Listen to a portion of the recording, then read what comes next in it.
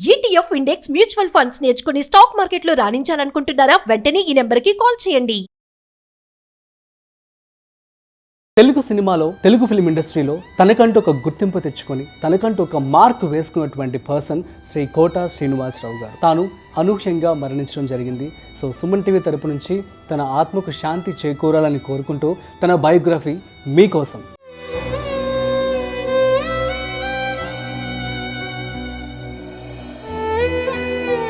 కోట అని ముద్దుగా పిలువబడే కోట శ్రీనివాసరావు తెలుగు సినిమా నటుడు. కృష్ణా జిల్లా కంకిపాడుకు చెందిన కోట శ్రీనివాసరావు తండ్రి కోట సీతారామాంజనేయులు కంకిపాడులో ప్రసిద్ధి చెందిన వైద్యుడు. కోట 1945 జూలై 10న తెలుగు బ్రాహ్మణ కుటుంబంలో జన్మించారు. తెలుగు సినీ ఇండస్ట్రీ సహా ఏ రంగంలోనైనా రెండే క్యాడర్లు ఉంటాయని అంటారు కోట శ్రీనివాసరావు. ఒకటి, ఇండస్ట్రీ మనకు అవసరం అనే వాళ్ళు 90% మంది ఉంటారు. ఇండస్ట్రీకి మనం అవసరం అనే వాళ్ళు 10% ఉంటారు. ఆ 10%లో మనం ఉండాలంటే ప్రతిభతో పాటు ఆవగింజంత అదృష్టం కూడా ఉండాలి. అప్పుడు జీవితంలో ఎలాంటి సమస్యలు వచ్చినా ఇబ్బందులు పడమని చెబుతారు. ఇది కేవలం సినిమా ఇండస్ట్రీలోనే కాదు, నేటి యువత కూడా దీన్ని ఆకలింపు చేసుకోవాలి. ఎవరు ఏ పని చేస్తున్నా అంకిత భావంతో చేయాలి. అందుకు నిరంతర సాధన అవసరం. పలానా వాడు ఉంటే ఈ పని చిటికలో అయిపోతుంది అనిపించుకోగలిగితే నువ్వు ఆ 10%లో ఒకడిగా ఉండగలుగుతావు, లేకపోతే 90లో ఒకడిగా మిగిలిపోతావని అంటూ ఉంటారు. అదేవిధంగా తాను వయసుకి ఏది అడ్డం కాదు అని చెప్తూ ఉంటారు. కోట శ్రీనివాసరావు సినిమాల్లో అడుగుపెట్టే సమయానికి ఆయన సుమారు 40 ఏళ్ల వయసుకు దగ్గర పడిపోయారు. తన వయసుకు తగినట్లు పాత్రలను ఎంచుకుంటూ అందులో వైవిధ్యం ప్రదర్శిస్తూ కెరీర్ లో ముందుకెళ్లారు. కాబట్టే మరో 40 ఏళ్ల పాటు నటుడిగా కొనసాగగలిగారు.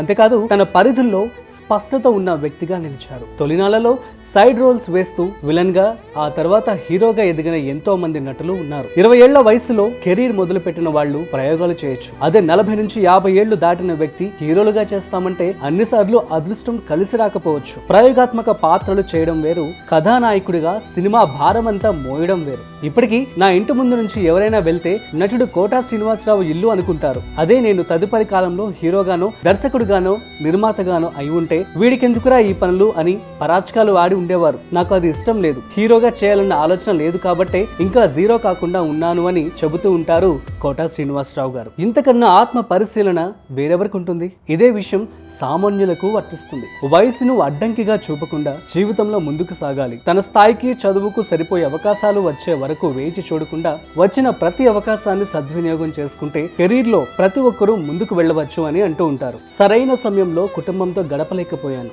షూటింగ్స్ ఉండి నెలకో 2 నెలలకో ఓసారి ఇంటికి వచ్చిన సందర్భాలు ఉన్నాయంటూ నాకు 2 కుమార్తెలు, 1 కొడుకు. పిల్లల చిన్నతనంలో వారి అచ్చట ముచ్చట పెద్దగా చూసుకుంది లేదని, వారి వెనకాల ఉండి నడిపించింది లేదని. నా అదృష్టం ఏంటంటే పిల్లలు చదువుకుని బుద్ధిమంతులయ్యారు.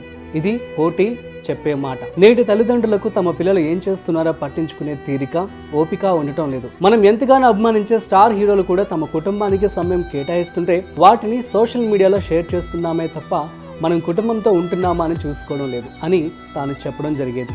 జనరల్ నాలెడ్జ్ లేదని పొద్దున్నే 5కో 6కో వెళ్ళిపోయేవాడినని, తిరిగి వచ్చేసరికి అర్ధరాత్రి దాటి ఏ 2, 3 అయ్యేది. ప్రపంచంలో ఏం జరుగుతుందనేది కూడా పట్టించుకోలేదు. ఈ రెండింటి గురించి తలుచుకొని నాలో నేను ఏడుస్తూ ఉంటాను. నా జీవితం ఎలా అయిపోయిందంటే అప్పుడు తినడానికి టైం లేదు, ఇప్పుడు తిందామంటే తినలేను. అప్పట్లో ఎవరు ఏం చేసేవారో కూడా తెలిసేది కాదు. పుట్టినరోజులు, పెళ్లి రోజులు ఏవి పట్టేవి కావు. ఎవరికైనా టైం వస్తే టైం ఉండదని అర్థమైంది. ఆ రోజులు అలా గడిచిపోయాయి అంటారు. అవును, నేటి కాలంలో మన పక్క పోషణలో ఎవరుంటున్నారో కూడా తెలియనంత బిజీగా గడిపేస్తున్నాం. ఖాళీ లేదంటూ చిన్న చిన్న సరదాలు, వేడుకలకు లేకుండా జీవితం గడిచిపోతుంది. యువకులుగా ఉన్నప్పుడు నచ్చింది తినడానికి, నచ్చింది కొనుక్కోవడానికి డబ్బులు ఉండవు.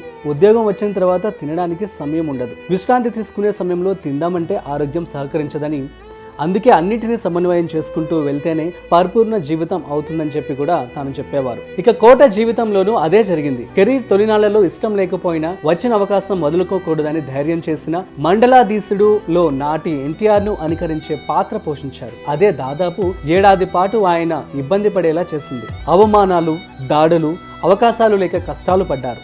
అయినా ధైర్యంతో ముందుకు సాగారు. అంతేకాని ఇండస్ట్రీ వదిలి వెళ్ళిపోలేదు. కొన్ని రోజులు మనకి కాలం కలిసి రానప్పుడు వేచి చూడాలి. అదే సమయంలో చేసే ఏ ప్రయత్నము ఆపకూడదు. నేటి యువతలో లోపిస్తున్న ప్రధాన అంశం ఇదే అంటూ కూడా తాను చెప్పారు. ఇక సారీ 2 అక్షరాల పదమే కానీ ఇది చెప్పడానికి చాలా మందికి నోరు రావటం లేదు. చంద్రుడిపైకి వెళ్ళగలుగుతున్నాం కానీ తోటి వారి హృదయాల్లోకి కనీసం తొంగి చూడలేకపోతున్నామంటూ మండలాధీశుడులో ఇంకెవరైనా నటించి ఉంటే ఎన్టీఆర్ దగ్గరకు వెళ్లే సాహసం చేసేవారు కాదు. కానీ కోట ధైర్యం చేసి ఆ మహానటుడి ముందుకు వెళ్ళి నిలబడ్డారట. ఆయన కాళ్లపై పడ్డారు. నటనను దైవంగా చూసే ఎన్టీఆర్ కోటను చూడగానే ఆయనను మెచ్చుకున్నారు. గొప్ప పాత్రలు పోషించాలని ఆశీర్వదించారు. ఎన్టీఆర్ ప్రోత్సాహం కోటకు మానసిక స్థైర్యాన్ని ఇచ్చింది. ఆ సంఘటనతో గొప్ప నటుడి పాత్రను అనవసరంగా అనుకరించానేమోనన్న బాధ తొలగిపోయింది. పొరపాట్లు లేకుండా ఏ ఒక్కరి జీవితం సాగదు. అవి మళ్ళీ జరగకుండా చూసుకుంటూ ఒకవేళ ఎప్పుడైనా జరిగితే మనస్ఫూర్తిగా సారీ చెబితే ఎదుటి వారిలో మనపై గౌరవం మరింత పెరుగుతుంది అని కోట చెప్తూ ఉండేవారు. 3 స్టేట్స్ లో కూడా ఒక్క రోజులోనే షూట్ చేసేవారట. సో గ్రేట్ కదా. సో తెలుగు ఇండస్ట్రీ అయితే ఖచ్చితంగా కోట గారిని మిస్ అవుతుంది. కాబట్టి తన ఆత్మకి శాంతి చేకూరాలని మనస్ఫూర్తిగా కోరుకుందాం.